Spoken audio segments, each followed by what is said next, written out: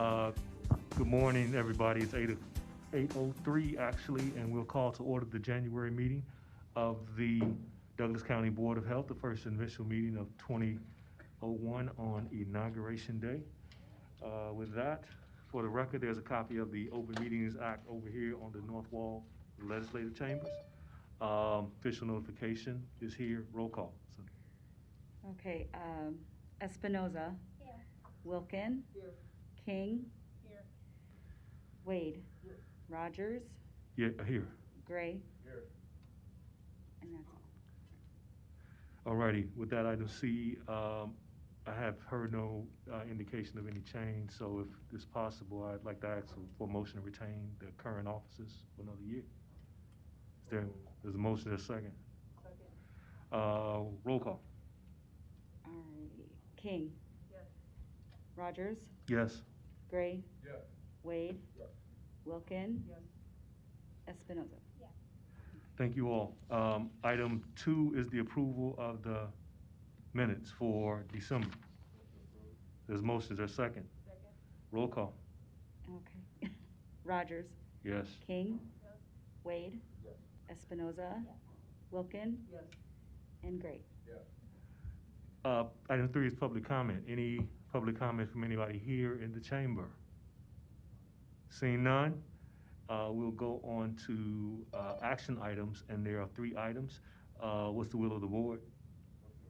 There's a motion. Is there a second? Second. Seeing no discussion, roll call. Gray. Yes.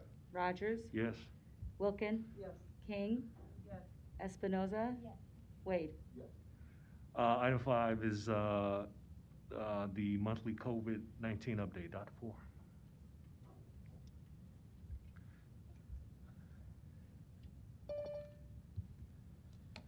Good morning, board members. Morning.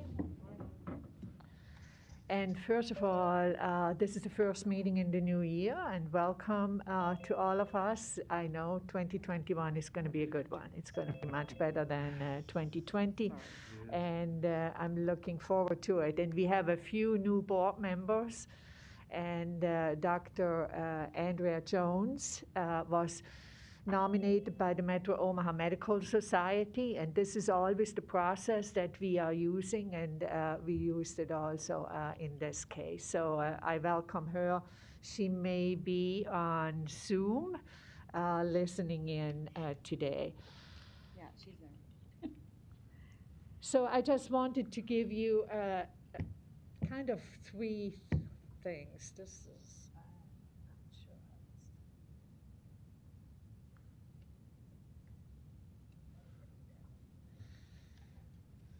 first of all, the data where we are at this time, and then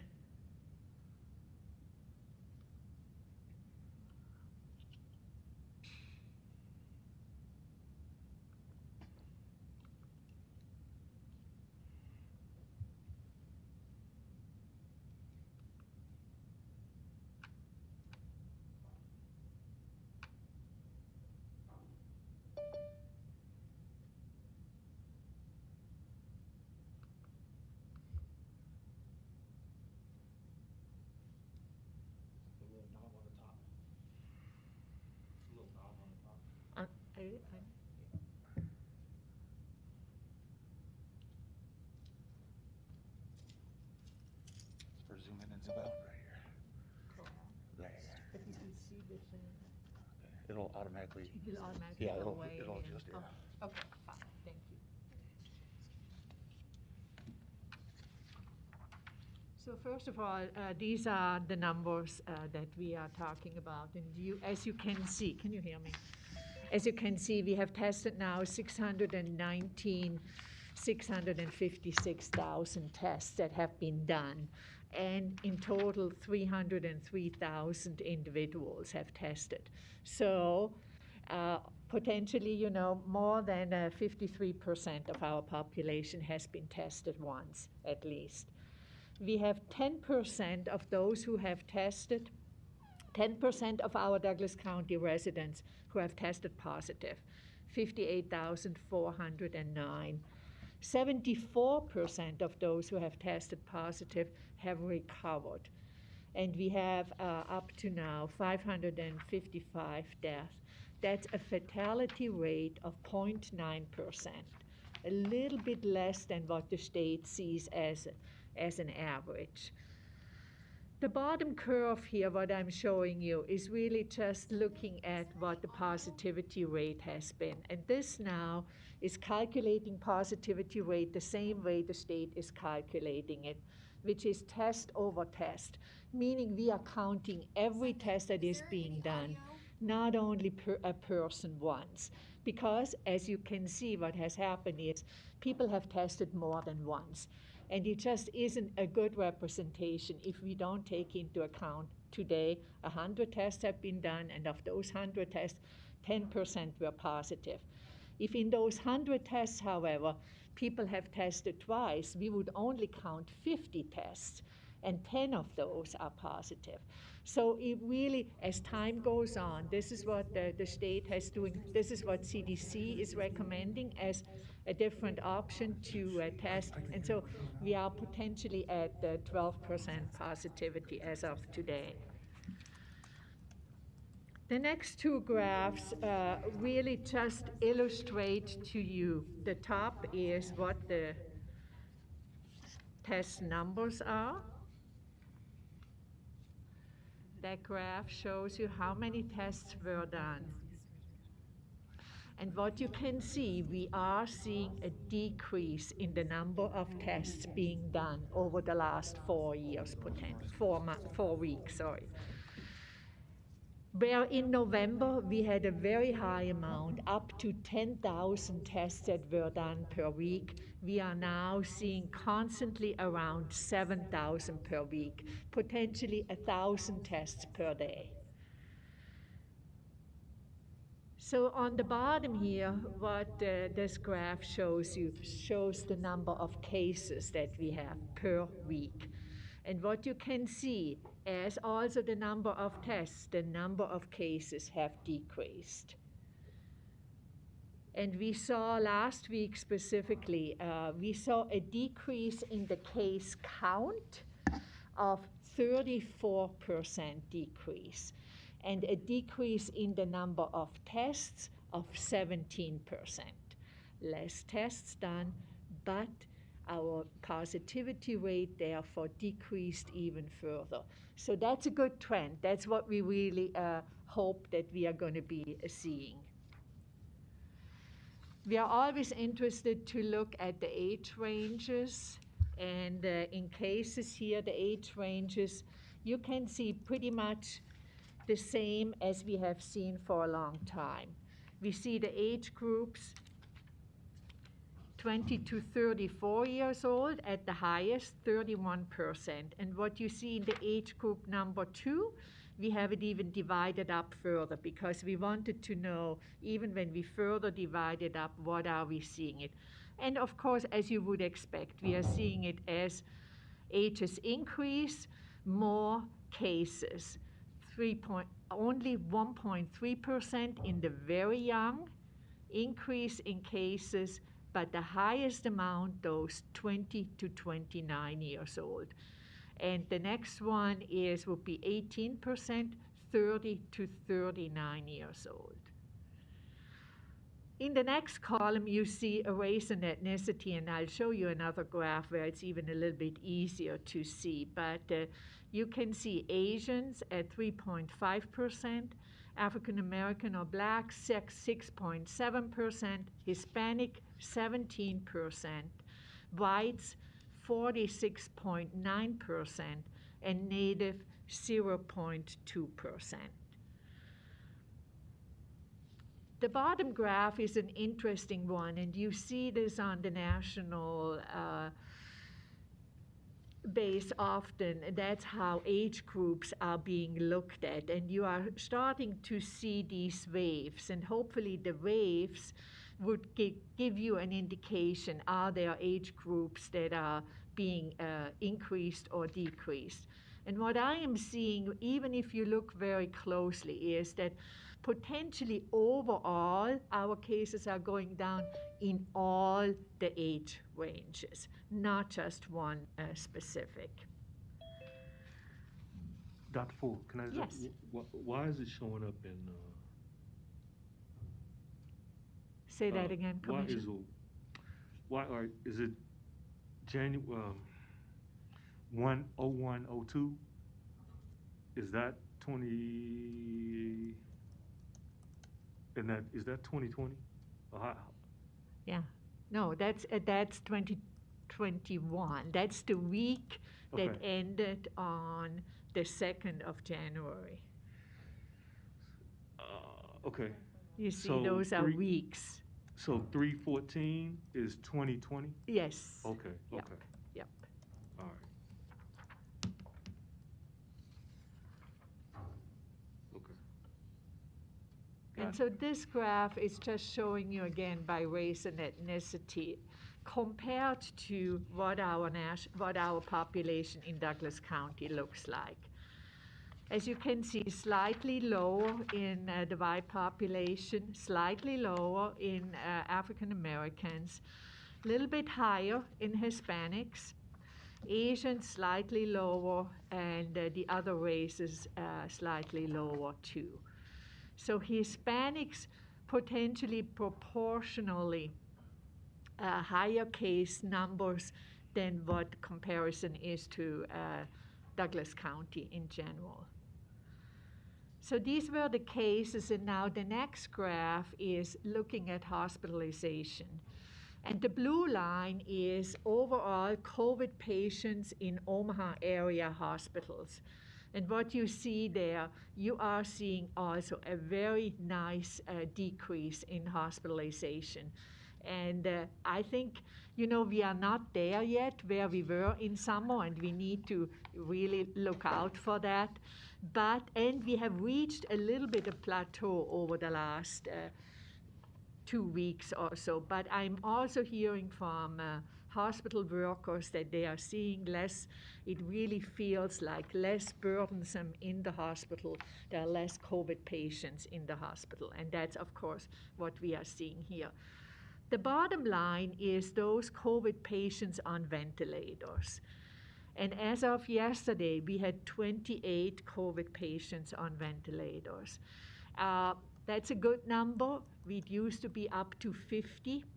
And so again, there too, I think we are making progress. And I need to give credit to our healthcare workers who are providing monoclonal antibodies to individuals who are in long-term care facilities. That really seems to make a big difference. And I have to say, not only in long-term care facility, but also other healthcare providers are making it available. And hopefully that has helped in decreasing the hospitalization.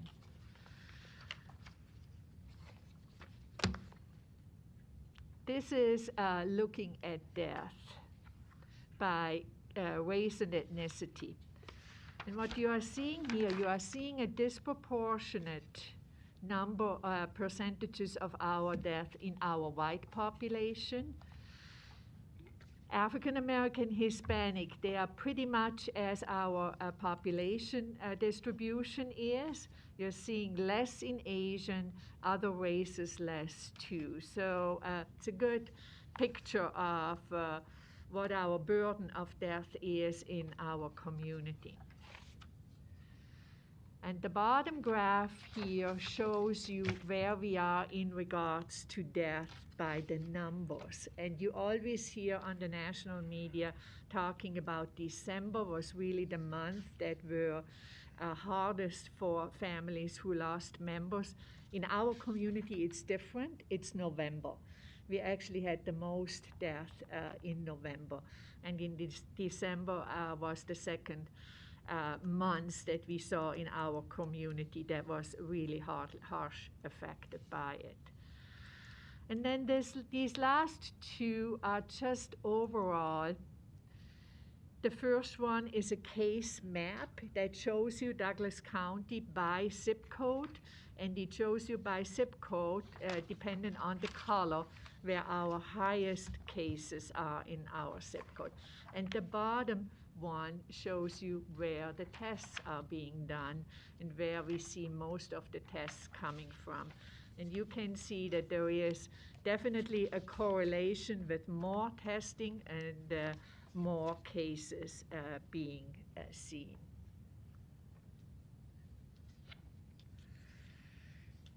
So that's kind of where we are with the cases, and I think we still have a ways to go, but compared to some of the other states, when you hear them talking about, we are in a good place at this time, and we just hope that we can continue on this road, especially as school is starting. There's a lot of concerns in the community. What does that mean? We know OPS is going to go back again and so on. So keep that in mind, and as long as we are, there are lots of testing programs going on in schools at this time to hopefully keep students also safe and realize early enough asymptomatic individuals and what measures would need to be taken. So now I want to switch a little bit, still in the pandemic, but I want to talk to you a little bit about vaccination. You know, it started in December, and I think we all felt happy that this really is now coming. But I have to tell you, it isn't coming soon enough because it's not a light switch that you turn off. And that's kind of what the public feels. They are impatient, they hope this vaccine is here, and why am I not going to get it, and so on. So I want to tell you just a little bit overall. We are in discussions, local health departments are in discussions with the state on a regular basis, like just about every day. How is allocation going to go? How is this all going to work? And we have started in the middle of December with getting doses appropriated to what is our first tier in phase 1A, which is healthcare. And those doses really were provided to the healthcare systems. All of the 3 healthcare systems in Douglas County, they have ultra-cold storage. They received Pfizer doses at this time and have received them since then. The health department has started to receive doses the last week of December. And up to now, I just want to make sure that we are realizing, up to now, we have transferred or administered 7,300 doses. That is what we have gotten up to Friday. Friday, we got a new shipment for this week, and that's another 4,000. So the 7,300 we use for emergency responders, we use for healthcare workers, and I'm showing here to you, these are the recommendation for allocation from the state for Group 1A. And we are right now, and vaccinated last week, specifically Tier 3 here. This is what the health department is responsible for. That means ambulance services, laboratory, pharmacists, a lot of pharmacists, oral surgeons, dentists, and school nurses. So up to now, we have had 15 closed clinics where we have provided vaccination. We have a closed clinic now today at the Christ Community Church. That has been really a good facility for Dr. us. Ford, define a closed clinic. A closed clinic means by invitation only. Okay. That is for the specific occupational group. So it's not for the general public. So these occupational groups have been invited to come, sometimes through their association, sometimes just through our giving out information to them. So 15 of them have been held and have gone pretty well. In one of them, last week was the largest one. We had 1,300 individuals who were vaccinated about within 5 hours. So very quick flow through. What is different with this vaccine versus other vaccine is that individuals need to wait 15 minutes after they have received the vaccine. So we really need large areas where people can sit, and then we have observers there who observe them to see if there are adverse reactions that are occurring in these individuals. I also need to do a shout out to our community who has really helped us. So we have been able to give vaccine, to transfer vaccine to certain organizations. Let's say we have given vaccine to the Douglas County Health Center, to Community Mental Health Center, General Assistance, and we have been able to give Coles Pharmacy vaccine to vaccinate long-term care facilities that are not in the general pharmacy program. We have been able to give vaccine to community pharmacies to do developmental disability. We suddenly were brought up that we needed to vaccinate all those with developmental disability who belong to an organization. So that was another 1,400 in the middle of it. We also, all the long-term cares, there are 5 additional ones who were not in the pharmacy program that we also vaccinated. So for this week, we have 3 clinics planned at Community Community Church for the 4,000 we have received. And we are going very strictly through this list. So starting on Monday, next Monday, we are potentially, only the health department is going to get doses. No more to the healthcare system, because the healthcare system are finished vaccinating their healthcare workforce. So it looks like we are going to get into Douglas County on January 25th, approximately 6,650 doses of vaccine. The health department then makes decisions where those doses are going to go, how they are going to be divided up. And, 6,650 is not a lot of doses. Probably for us, at least, it means finishing Tier 4 and also going into Tier 5. Hopefully by the end of January, but it may be by the first week in February, we are done with vaccinating these groups. And what is happening then Phase is 1A groups. Phase 1A groups. 1A, yes. What week did you say, Dr. Parr? Pardon? What week? You said the week of February, first week? The first week in February, yes.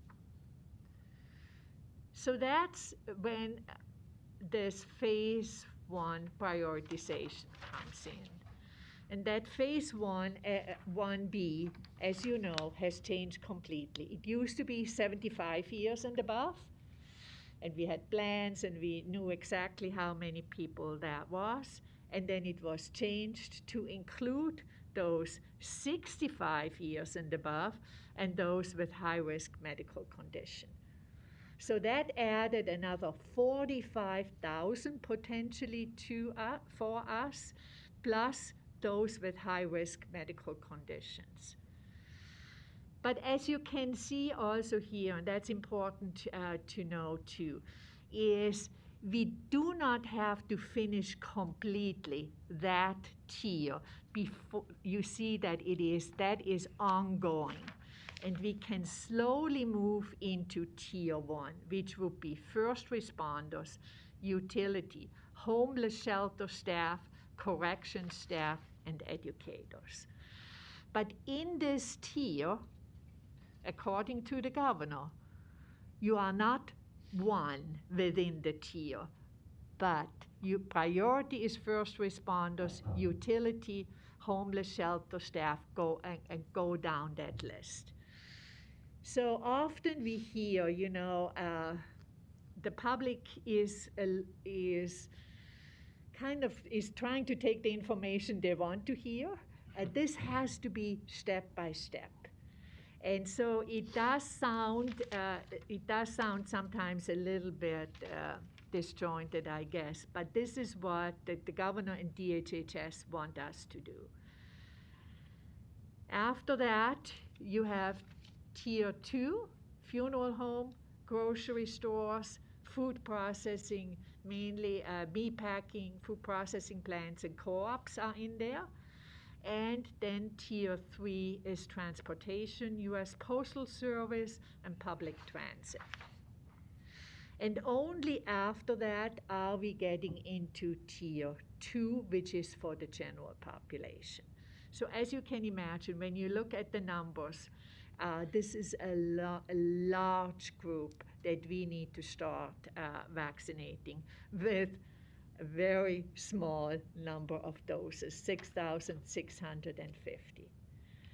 And I heard yesterday the state say that they are foreseeing that first 65 and plus could take 8 weeks potentially, 8 to 12 weeks or even more to vaccinate. So that's kind of where we are in this process. I think all of us are hoping that we are going to have Johnson & Johnson come on with a new vaccine. That trial seems to be ending pretty soon, and then they need to go for emergency use authorization. That would be a 1 dose only, because as what I shared with you, as of this week, we are starting already 2nd doses now. Because we already have emergency responders, healthcare providers that we vaccinated, and now 2nd doses are coming along. We also are realizing a lot of people, everybody gets a vaccination card when they go and get vaccinated the first time. That vaccination card clearly says, which vaccine did you get? Did you get Pfizer? Did you get Moderna? It tells you the date, and it tells you when to come back for the 2nd dose. What we are hearing, people are misplacing that and are losing those cards. So that's another little dilemma. What I want to share with you too, that all this information has to be put into the Nebraska Electronic Immunization Registry within 24 hours after we have given the vaccine.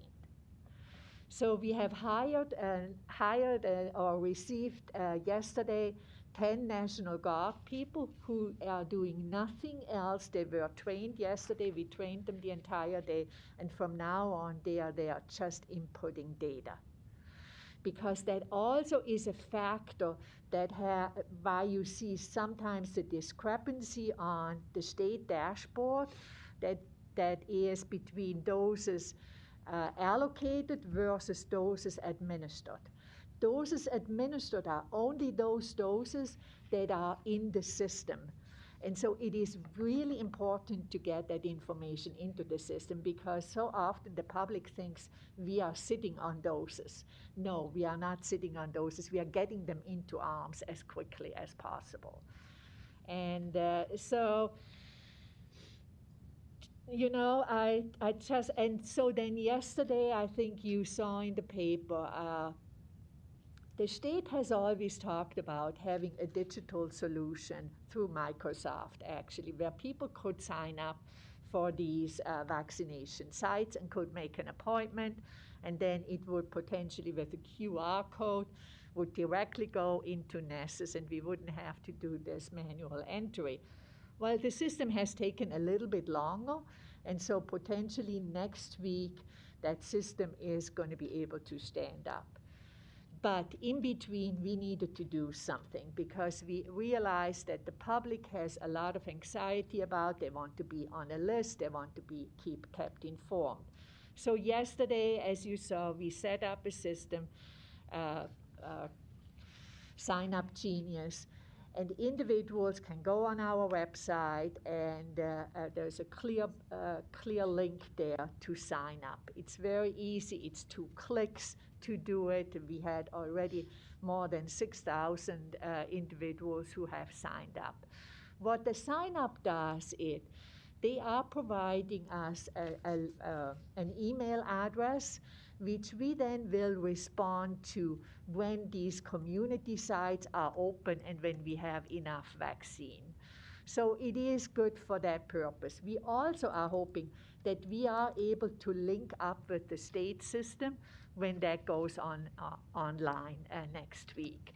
So I think a lot of planning, but a lot of planning you can do ahead, but it always looks a little bit different when the incident occurs. And I think that's what we have seen here. We had to step in and get this program up.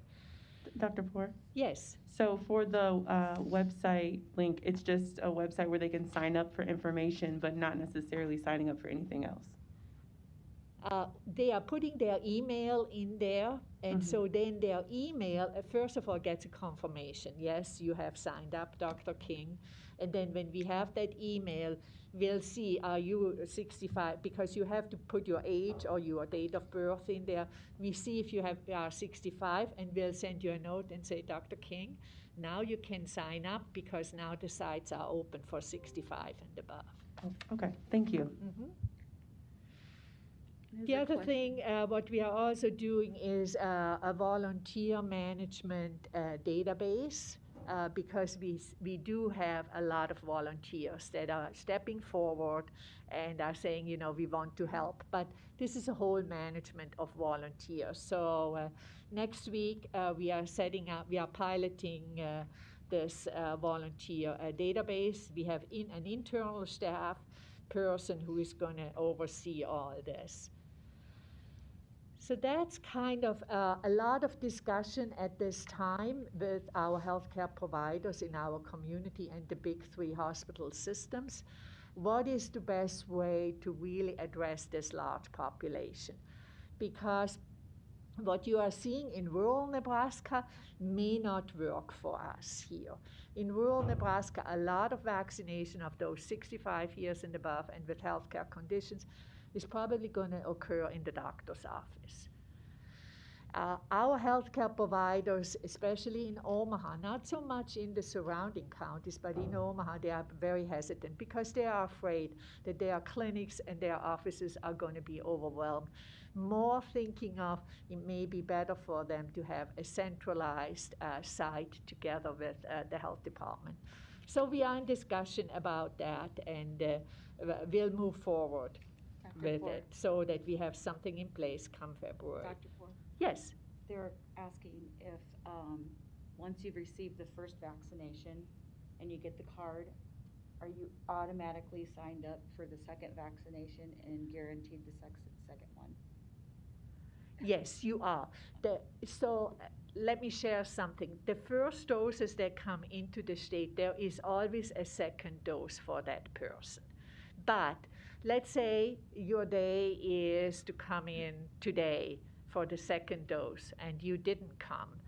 We wouldn't hold that dose back for you and waiting for you. We would give it to the next person to come in. But there always should be enough second doses for those who have received first doses. But the issue is now, are there some people who wouldn't want to take their second dose?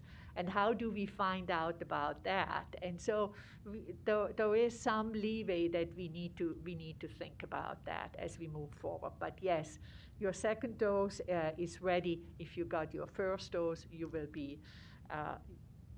your second dose will be there for you too. Is the second dose the exact same thing as the first dose? The second dose needs to be the same vaccine as the first dose. So you cannot mix Pfizer at the first and Moderna as the second. It needs to be the same.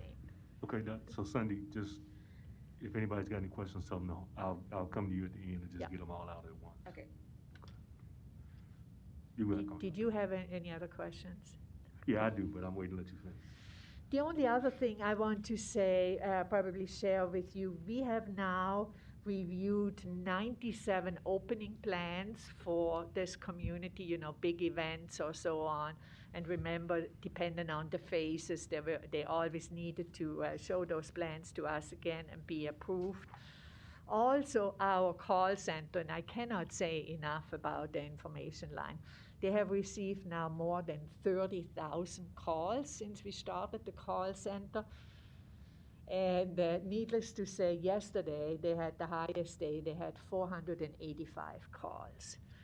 These are individuals who are calling in, I want to sign up, what do I need to do, but also have questions in regards to exposure, quarantine, and isolations.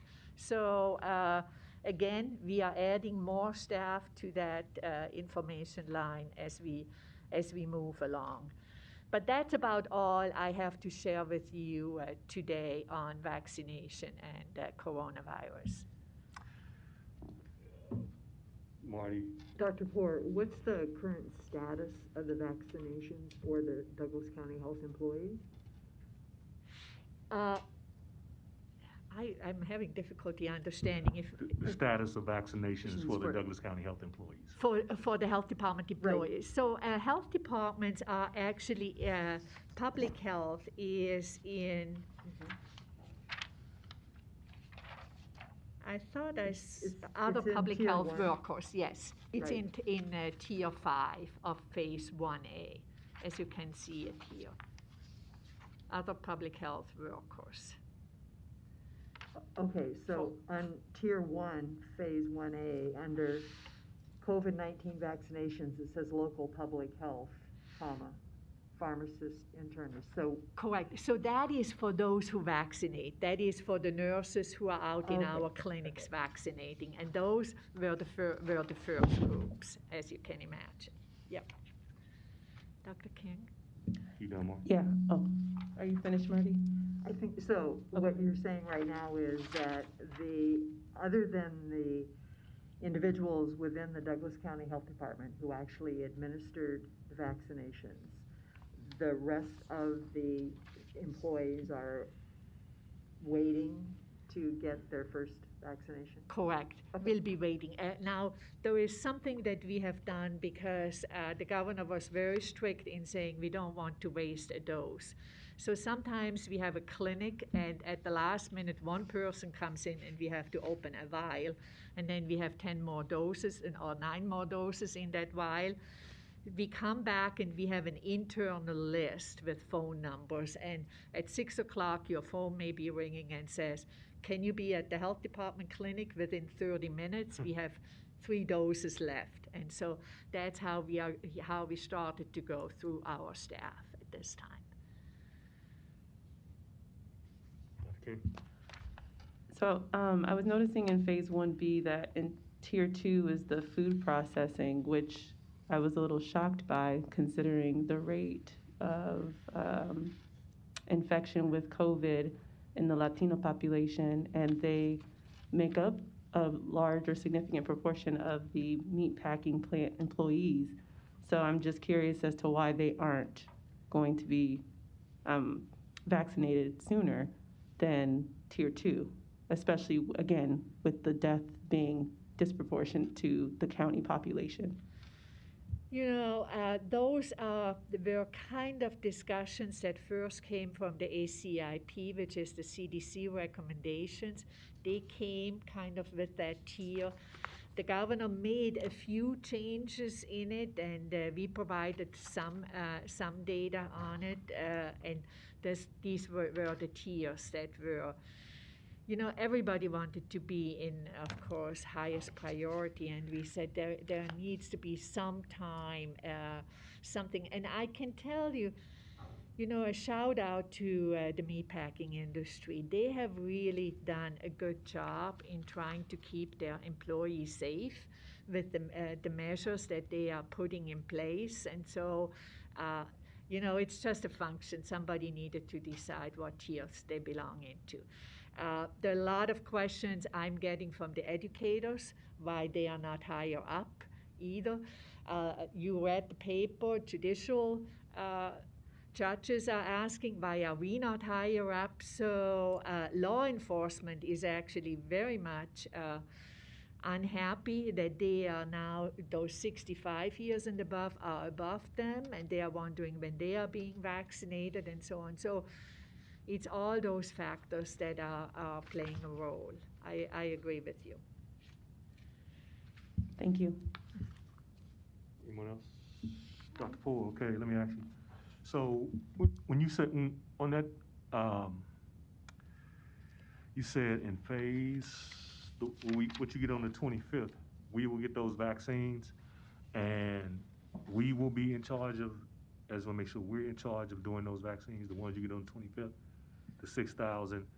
Correct. So who did the health systems did tier phase 1A, tier 1 and tier 2, the health systems did their own. Good question. So in the beginning, the state allocated those doses directly to the health systems. They didn't come to local public health. They came directly to the health system because those were large amounts. They were Pfizer vaccine also, which we knew we couldn't take care of. Actually, at this time, we have already an agreement with Nebraska Medicine to be able to store the vaccine because we do not have ultra cold storage. But in the beginning, there was a direct shipment to the health system, which will change now. Okay. How does I'm just curious, how does the volume timeline, the vaccine timeline work? Meaning, is this similar to like a measles shot that you get when you're young, you get it and it's good for a certain amount of time? Or are you gonna have to get this like the flu shot? I think I heard it, but I haven't heard a definite answer from anybody. Yeah, it's a good question. So what you are asking, how long does immunity last? And do we need with all these variants that we are hearing about now? So now you may just have heard where we always used to say, at least you have immunity for 3 months. It seems now some researchers are saying it's probably longer. When you had COVID, it's probably 6 months. But I do think, Commissioner, to your question, that has not been answered yet. Is this on a yearly basis? I think it will very much depend what we are seeing in the next few months, if there are more variants going to come, and are these vaccines specific, or are they broad enough so that they would cover all those variants? I think research needs to be done on that, and the word is out. So, just in thinking about this, like my personal thought is, we need 75 to 70 to 80%. Is that the number for herd immunity, or is it 60 to 80? Yes, I'm saying 65, 70. Often you hear, yesterday I heard 70 to 75. So everybody has a little bit different numbers. So, I just say this to what you said about the immunity level. I guess I'm just trying to really, because that feeling's out there too, like, to try to combine some questions. My kid had a game out at OSA, and I went into the parking lot, and I was like, what the hell's going on? And I guess I forgot that the limits have got up, and some private businesses have changed the way they're doing things, and it's almost like just the announcement of the vaccine has made people start changing, and not a lot of people have gotten it. And so I just say that to say, do we need to start just getting people to saying, because I think there's a feel that people think that this mask mandate and everything's about to drop, that there's probably been a permanent culture shift. This probably needs to be there now. People may not like it, but I don't think you're going to be mandated. But I'm almost thinking is there some permanent campaign now for masks? Because you may not mandate it, but this thing is still totally not going, and it seems like it could pop up at a minute's notice. I I don't know agree if you, with you. I don't know if you understand what I'm It's saying. a difficult message. Yeah. It's a difficult message, and we had a good discussion yesterday because on the one hand, you are saying vaccine is here. On the other hand, you are saying we still need to take all the precautions. And I do think you can look at it from a personal level and you can look at it from a community level. Mm-hmm. And if you are looking at it from a community level, you need to say we still need to wear masks because the community as a whole has not been vaccinated enough and didn't have any enough COVID cases so far. So I think that's where it goes, where you as an individual potentially, if you have been vaccinated, and your whole family has been vaccinated or two families have been vaccinated, you may say it's easier for us now to be together as a family if all of us have been vaccinated. Mhm. But again, that only is for a small group. So as a community, I still think the same precautions as we had need to be in place, fortunately or unfortunately, for the next 6 months, I would say. You think okay? I almost feel like we're in the realm of we almost like we are. I felt like it was in '02 when the board declared STDs a crisis. I mean, I almost feel like a mask is in the same realm as use protection for STDs now. At least probably for a little longer, 6 months. But I just wanted to note that here because I do think, people need to start saying that, preparing them for this. I mean, to cross questions. It's like, I don't know if this is justification, but I mean, knock on wood, usually at this time of the year, I would have had a severe cough, a runny nose, severe sore throat, and I haven't had any of that this year.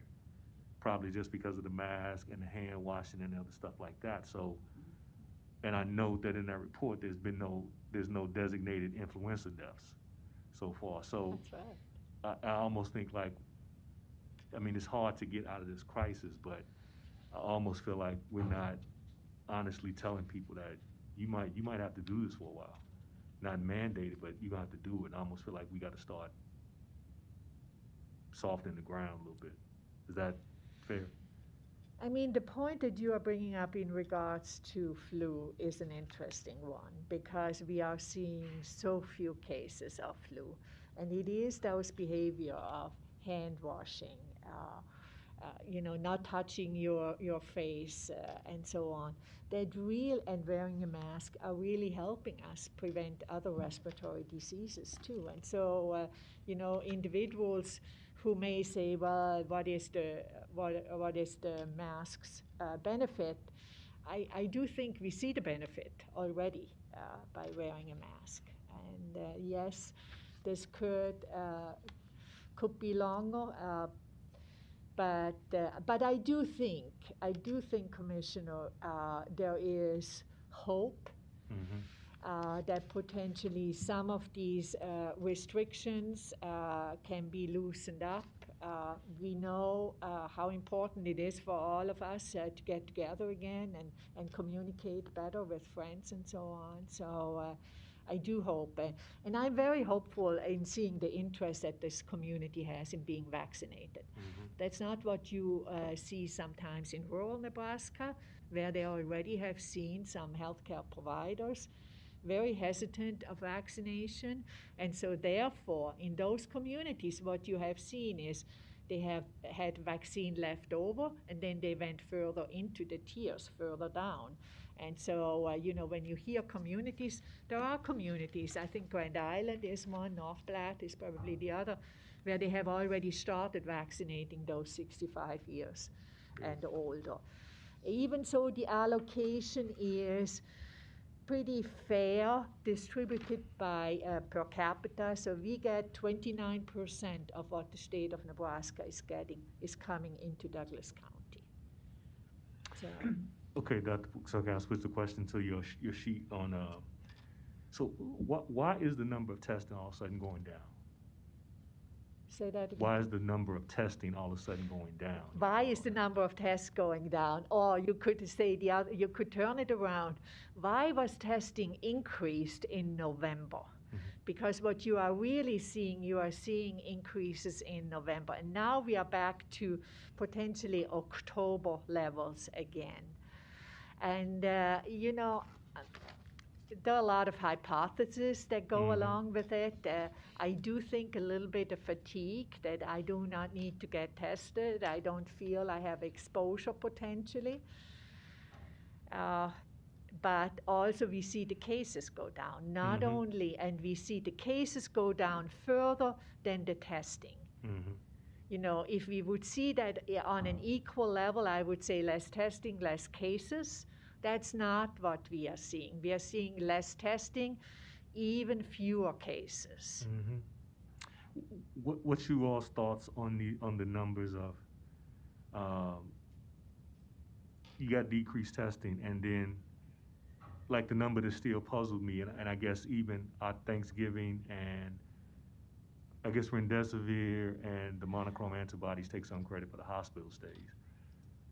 I don't exactly think that's the right measurement, but I think I'm just trying to, how do we take this number, the still the puzzling number for me, and I just have to give some credit and take that the community is doing good. Like I've been amazed at like the black positive number. It's never went over the percentage, and it's like just tremendously lower. And I'm trying to figure out how do you take this number with the decrease in testing numbers, and then you just take the rate that the Latino numbers have dropped.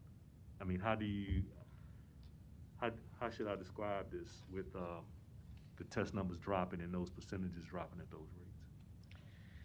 I know. I actually looked last night, Commissioner. I was trying to see over the last 2 weeks. Mm-hmm. Just take data from the last 2 weeks. And when I look at gender, over the last 2 weeks, 2.5% Asian, 4% Black, Hispanic 11%, and white 54%, and others a few percent, and some unknowns in there. So I'm really surprised at the percentages of the cases in some of our minorities. I think we all agree that in the beginning we had these high percentages in the Hispanic population because they all came out of meatpacking. I want to say, when ICAP and University of Nebraska Medical Center, the Global Center, then visited those meatpacking plants and put out very strictly what needs to be done to have infection control measures in place. And I think the meatpacking industry actually did quite a bit of investment to make their workplace safe. And we are seeing the same in long-term care too. Not only meatpacking, long-term care in the beginning really had a high death rate in long-term care until ICAP went in, looked at infection control, said you need to put those that had exposure into that area and the others quarantine them over there. I do think those measures had an effect.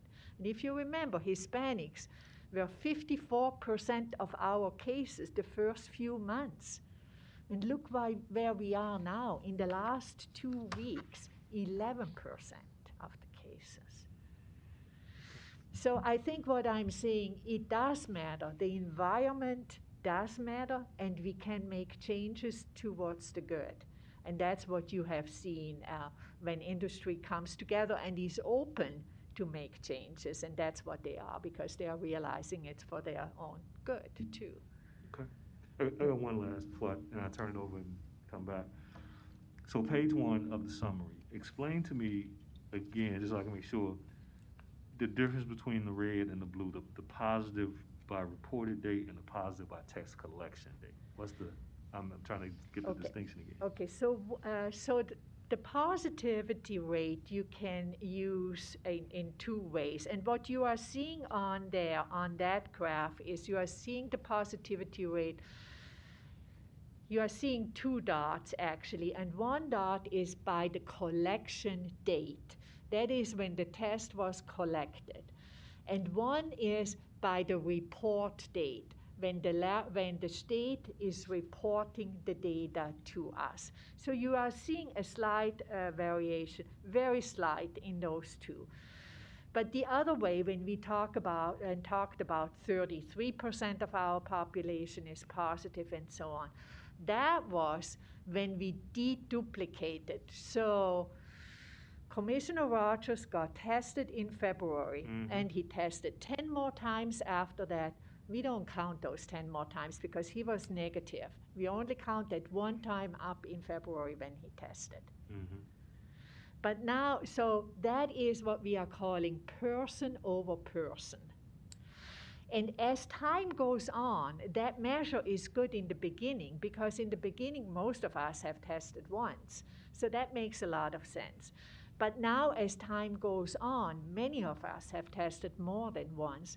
And we are saying we should be in that count. It should matter to me. It matters to me to know there were 10 tests done in Douglas County yesterday and only one of them were positive. I do not care if those 10 people had already tested once before.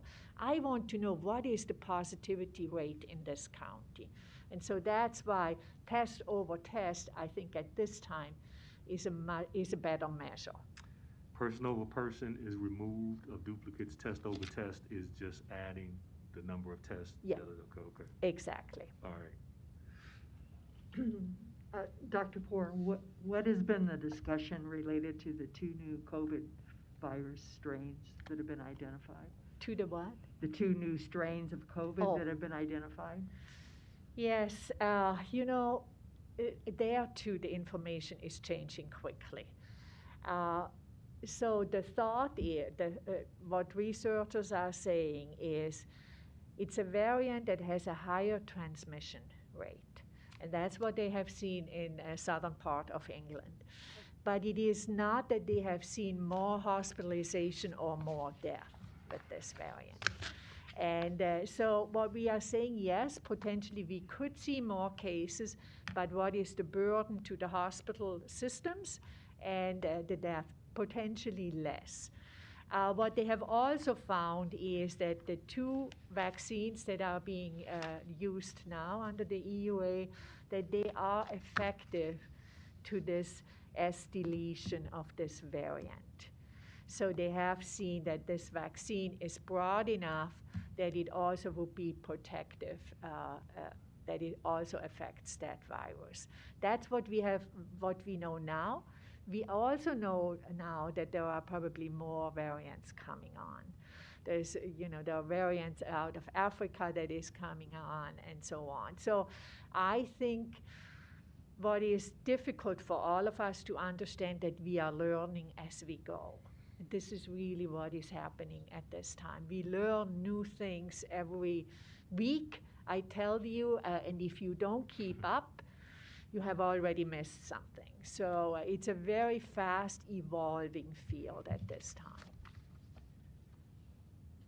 And is because of the 2 new variants that have been identified, and there are a number of states here in the United States that have identified one of them, at least, is my understanding. So the rationale for continuing to wear masks, because we don't know for sure of the protection of these 2 new strains. And I think that's what Dr. Fauci was saying in terms of we need to continue to wear masks. And well, that for is, other reasons besides that, but. Yeah.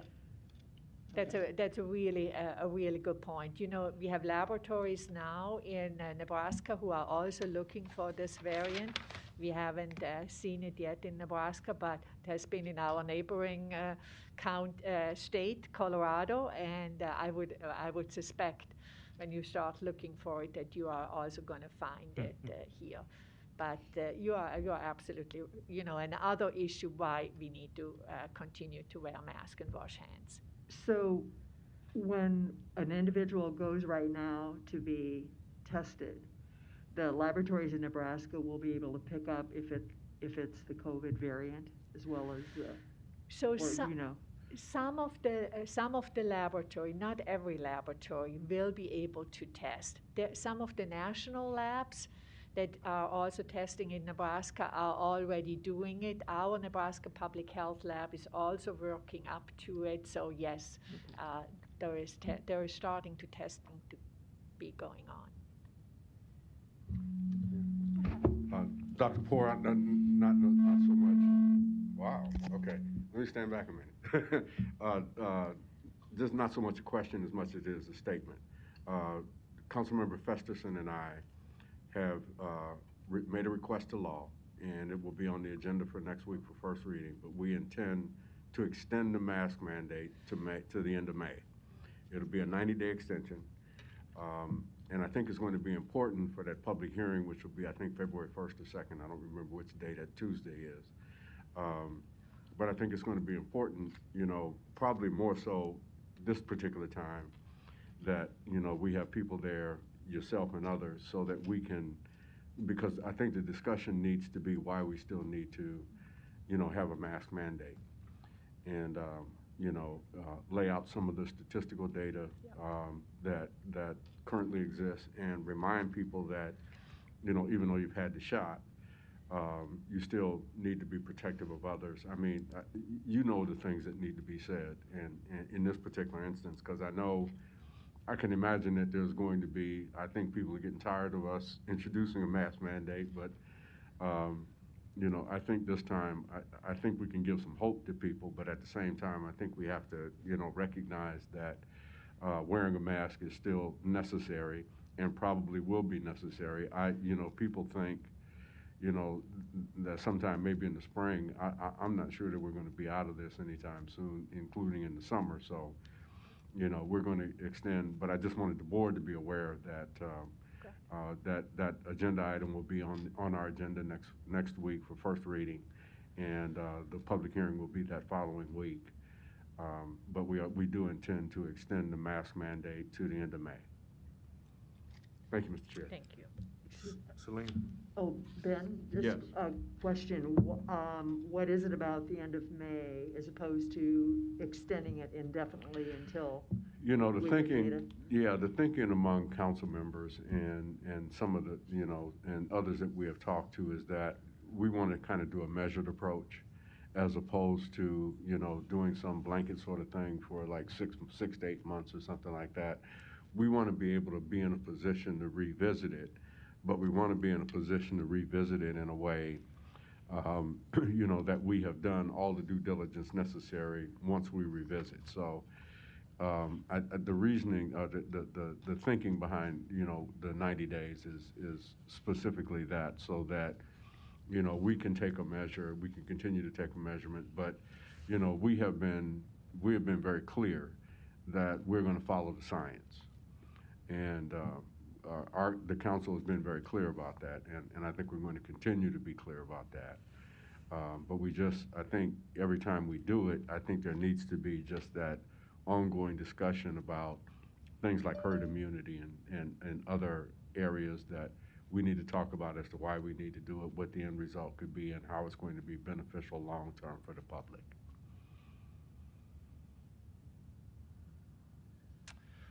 I have a Celine? few thoughts, if able, here. It's Dre Jones. Wait a minute, who's that? Someone on Zoom. Oh, hold on, Dr. Jones. I'm gonna run through the board and I'll go to the Zoom call. Celine?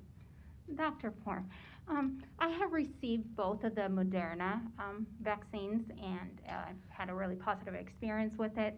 So I'm really pro-advocate for vaccination in our community. There's a couple of factors that I have faced within the Hispanic community. Not only the lack of understanding the science behind the vaccine and the fear of permanent medical symptoms or effects for receiving the vaccination, but also there has been a rise of anxiety within the community because of comments that were made that immigration status or awaiting an American citizenship would therefore lack the access to a vaccination if you are awaiting any sort of permanent status in the United States. Would you please confirm that that will not be a lack or a factor that you will be able to receive that vaccine when it comes available to specific meatpacking employees and general public in the Hispanic community? So that is a good point, Celine. We have made it very, very clear that in any of our site, we are not asking for any documentation. So that should not be a fear, that should not be a barrier for anyone. We want everyone who lives in this community to be vaccinated. We have tried to put a news release out in that effect, and we'll do it more. So if you hear about it, that people feel like that is not the fact. Everybody can get the vaccine. No documentation is asked for. At the same time, since you are giving me the platform, I just want to share with the board, Celine has done a great video in regards to getting her vaccination, and we'll send the video to the Board of Health. There's also Creighton University, the Center for Health Disparity. They have also done a very nice video for the funding that had been provided to them to use and educate 50 health advocates in the community. They have done a video of it, and I will share that with the board at the same time. Thank you, Doctor.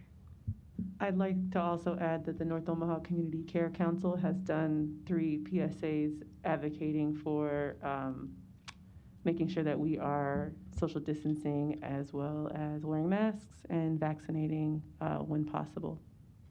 And there are a couple more coming to talk a little bit more about vaccination, specifically targeting the Black community as well as other North Omaha residents. Okay, let's go to Dr. Jones. Thank you. Just a couple of thoughts in listening to this, and I thank you all for your time. First of all, with the Sign Up Genius, I do have a few concerns about, is there like a backup method as far as, can someone provide a phone number if they, especially individuals over 65 who may not check their email as often, and is there a time-sensitive nature to them responding to this? So the question is, do we have a phone number? We do have an information line, but I don't want that line to be overwhelmed with calls like this, because they really need to answer calls in regards to exposure and potential quarantine. But what we are saying is that there are those individuals who are not computer savvy and want to sign up on the list. They should ask family members, or they should ask organizations to help them sign up. So that's kind of the route we are going there. So that, because what is it going to do if we are going to have a list with 1,000 people on there with a phone number on it that just isn't responsive to the public. So we are asking family members just to help each other and get your grandma or your grandpa enrolled on this list if they want to be. Okay. And also I'm working on a lot of my staff in clinic who may have some vaccine hesitancy and kind of want to wait. So many of them have opted to hold off at this time, but if they do decide to go ahead and get the vaccine, are they able to then sign up if their tier has already passed? So the question is for those healthcare workers who probably the first time around are saying, yeah, I'm going to wait till my friends are getting vaccinated.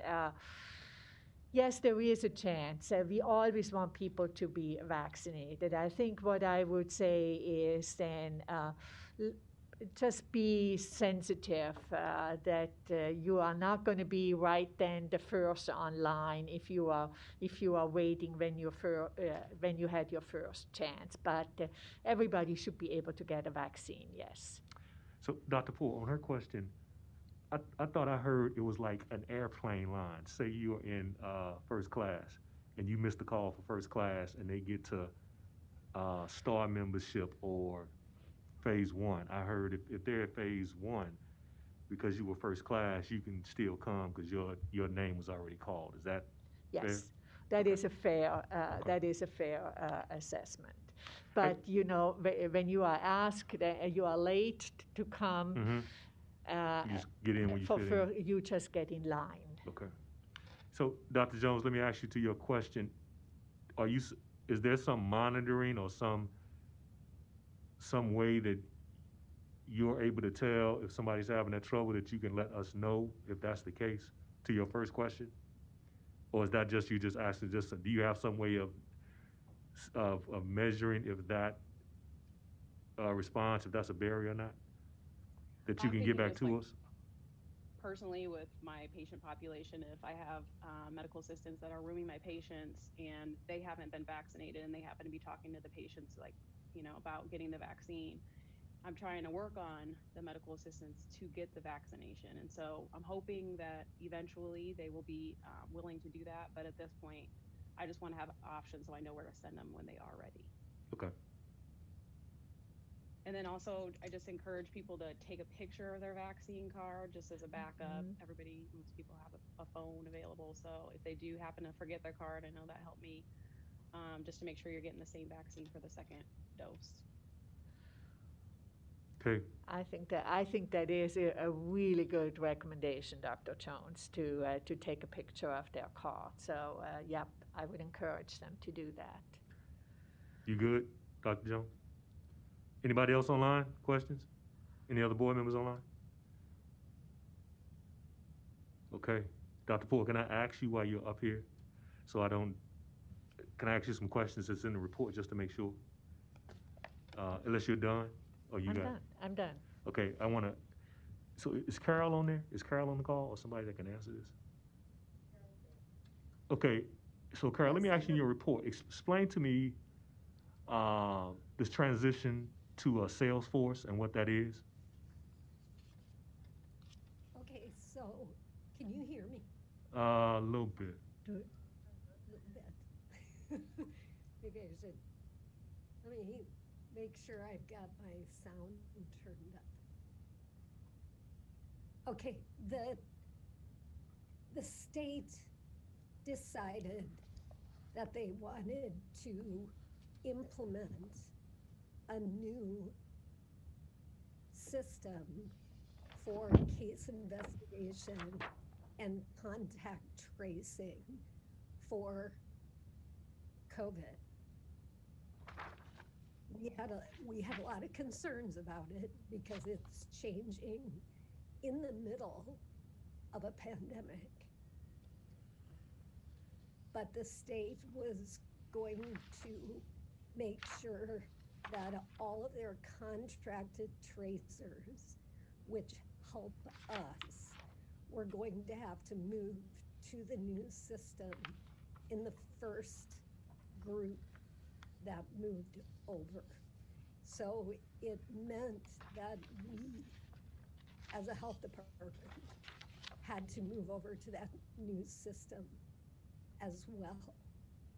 So it's been a challenge, but we are using the new system at this point in time and working closely with the state with some of the challenges and some of the issues that we have noted with the new system. So was it always a statewide system? No, this was a brand new system. So we always used a statewide system. We were using the Nebraska Disease Surveillance System, or NEDS, for the most of the counting of cases. But the investigation information we were putting into a survey system known as RedCap. And this, like I said, the state made a decision that they wanted to implement a new one. So it's brand new. This is, Salesforce is actually kind of a call center based database system.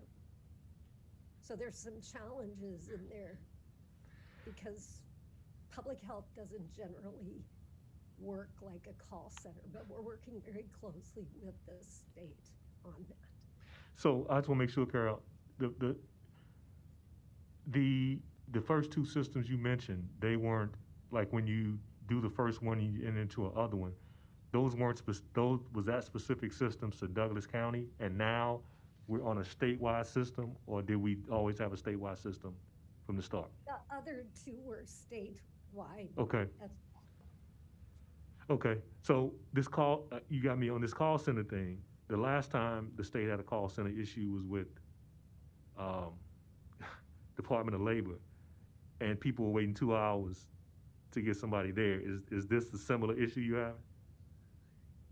No, it's not set up like that. Okay, all right, Anything that's reported flows into the system, and it's the allocation of the cases for follow-up that's a little bit more like a call center system. okay, But other than that, no, that's not the case. okay. So, so Dr. Poole, in some sense, the state is owning contact tracing. Well, Commissioner, over time, I think we have seen these systems that public health used are smaller systems. So now we are suddenly stressing these systems with this a lot of data coming in. Mm-hmm. So what we had 4 different systems. We still do, us, local, and the state. So what was decided is to go forward that the system we were having, called RedCap, was too small a system to use. It took 2-3 hours to download data every day and so on. So what did the state do? In the middle of a pandemic, they decided to switch the system and go to the Salesforce, which meant a lot of new training. These systems usually take years to be developed. So you are developing something very quick. You are taking most of our staff in FB away to help us develop that system for the state, so it worked right. Right now, they are troubleshooters. They are the troubleshooters for this big system. In the end, it is going to work, but it is. I question if timing was the right time to make this change. I think that's the frustration you hear from some of our staff. Yeah, I'm trying to ask it. Well, I mean, basically, yeah, I just feel like, okay, the state, you own contact tracing now. So it's like, I mean, to their credit, when the issue happened, they fell on the sword for it when it was happening earlier. But I'm assuming when all that was just transferred. But, when you do something like this, I'm assuming, you take ownership. And I just want to put that on record that I just think people generally need to understand it, because the contact tracing thing is it's fell off its emphasis because of the vaccine, but still it's a piece that needs to be out there. And I just wanted to tie that together a little bit for the public that may be here. But Commissioner, the systems have always been a state system that has transferred data to locals. Uh-huh. So you could always have said contact tracing, it's a state function or something, because it comes out of those systems. Okay. I do think I would like to give the state of Nebraska credit. In regards to contact tracing, this state has ramped up a lot in having 1,000 contact tracers in place pretty quickly. We couldn't have done that locally. And so the state contracted with some big companies to do that. But what we are seeing now are a little bit growing pain. And like I say, in the middle, was this the right time? It needed to be done. I understand completely, but you can always question a little bit. But we'll move forward, and we'll try to do the best. To me, at the end of the day, the importance is that we get the data and we get accurate data as quickly as possible, and as efficient as possible. Okay, so my last question is for Carrie. And it's basically, so what are we thinking with the life of this call center? Because this just seems like it's taking on a life of its own. And I'm not saying in a bad way, but it's become this instrument that wasn't there before. And when I see this call center and I see some of the numbers and some of the stuff that's going on with it, I feel in the back of my head the changes that happened when 9/11 happened and the changes that happened to public safety. This is one of those changes that's going to be post-pandemic for public health. So I guess I'm just putting it on you all's head for some thought about what's the life of this thing afterwards. Where does it go? Because you got this, you got 211, and I just think you all need to give some thought to that, because when I read it, and this is just me, it looks like it is something new. That's a new leg. So I just put that out there for you all to think about, to see how this reads in the future. I let Carrie talk about it, and then I'll share with the board something really kind of nice. You all should come and do a visit of our information center. We just finished it. The cubicles that are really in between, they are soundproof and so on. So it's really impressive. It makes work down there in our conference room downstairs much easier. But Carrie, I let you respond to commissioners. Well, let me give you an example, Carrie, before you respond. So, yeah, and I need to come down there and see it, but when I read this, so I see post-pandemic, and then I see this housing ombudsman, and then I see this being a soft, non-threatening call, not to a city inspector, but to public health at this line saying we got some issues with housing, and it's a little softer deal. I don't know. That's just where my head is. So, Carrie, that's what I'm trying to see. What your future thought on this line? You know, you raise a good point. I think, the one thing I can say about this team is that they have the ability to pivot so quickly based on the questions and the concerns that are coming into the call line. So, heavy on COVID earlier, a lot of questions around that. Then it was around the exposure and testing. Now it's around the vaccine, and they're still getting all of those previous questions. But I think as it relates to what this transition will be through the, as we get these positive tests and then the call center and then connecting to what is happening with the navigation team, yeah, I think you raise a good point. I don't know what this is going to look like when we get toward the end and, the call volume dies down, or maybe it doesn't. It just continues to morph based on the needs of the community. So, yeah, it's certainly a good question to raise for thought. All right. Then I know it's hard to do in the pandemic, but somebody needs to give some thought to articulate that particularly next coming year. I've been thinking about it a lot. I really think we can use that ability, and like you say, a lot of things have changed lately, and so we are kind of known in the community. People can call in and get some good advice, and that advice does not need to be related to COVID, but it could be related to another public health arena. Okay. All right. Item 5 is done. Item 6, no presentations. Item 7 and 8, no reports and updates. But let me say, update-wise, hopefully you all were able to tune in for the for Creighton's Unity Prayer Luncheon. And again, congratulations to the department for the award and the board. I was thinking they would have that award here so I can give it today, but they haven't, so I'll give it there. But again, I just want to congratulate the department on that and all the work. Other than that, I know I mentioned last month that we would have some executive sessions. I think this month there's just a lot of transition with leadership changes, so I held off, and the vaccine stuff, so I figured there wasn't a lot there, but I would just for everybody plan on it next month. Now that things are a little like beginning of the year, leadership changes and roles and things like that are set, we can talk about it a little bit more next month. So other than that, unless somebody else has some other questions or things of that sort. Okay. Commissioner, are you Yes, giving me a ma'am. second? You have a handout with all the legislative bill, because today is actually the last day where bills are being introduced. And I just put this in front of you to take more as information. And you are seeing the action that we put on there. These are mostly bills that have been put forward by the lobbyists for local public health, that they have potentially or could have potentially a public health impact. Many of them, I think, are bills that we will follow, but not really do any action to it. However, there is one so far that I would like a little bit your attention on it, and that is LB 115.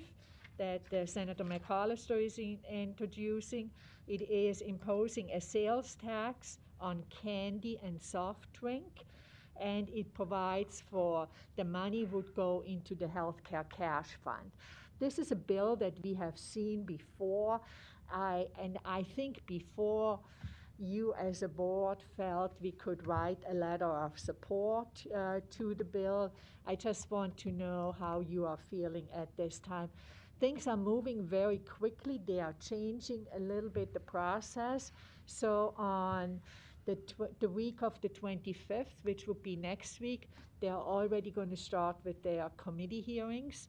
They are going to be in the morning and in the afternoon, quite different from what they have done so far. So I think we are coming forward very quickly. So that was one question I had for the board, if you will feel comfortable with me doing that.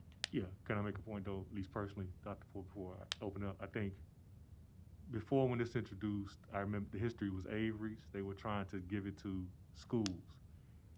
I think that the Friends of Public Health should push for this to go directly to public health. While you have the advantage, because giving it to the healthcare cash fund is just spreading it over an issue that there's some relevant beings. But right now, you have the leverage, and I would say that they need to talk to McAllister about doing it straight there. That's the source. I mean, they can do the healthcare cash fund out of tobacco tax, but this needs to be, most places that do this, it goes to public health. Okay. So if they're gonna do this sales tax thing, right now, that's the source where you need to fund and beef up the public health departments now that you see the issues in it. So I would tell the Friends that they need to be all out on, no, you don't need to water this down to other people. You see what our need is, and this is going to be here. So that would be my only piece on that. I think that's a good point, because LB 459, which is increasing the tobacco tax, and it's introduced by Senator Kavanaugh, and she already has decided where the funding is going to go. So what you are pointing out is really a good point. I would tell you that Senator Vargas is introducing two bills today. One of them is for public health. Remember last year he introduced a bill. He actually wanted to get $6.5 million to public health, to all the 18 public health department. He only got 1.5 million. So this year he's trying to finish that, and he's going to go and ask for another 5 million so that we will be whole for that 6.5. He definitely is a public health advocate, and he has seen, what the issues this pandemic can have. And the other bill that he's introducing is to potentially let local public health departments have the authority to put DHMs in place, because I think we all have seen that it was very cumbersome at this time. So potentially that is, I haven't seen the final bill yet. I have seen a draft of it. That's what he's going to introduce today, those two bills. The moment I have them, I will send you a copy of it. Thank you. Thank you. Seeing nothing else, is there motion to adjourn? It's motion second. Roll call.